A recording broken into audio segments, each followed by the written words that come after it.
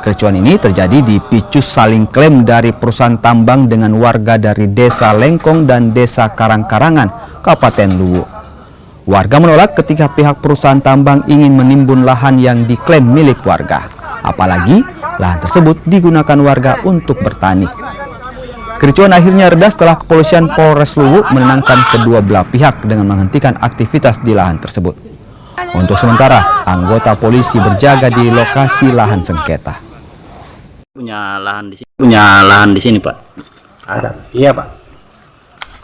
Bapak menolak ini atau bagaimana, Pak? Apanya? Penggusurannya. Kami ditolak, Pak. Dengan alasan? Dengan alasan padi, kami punya sertifikat. Itu alasan yang konkret.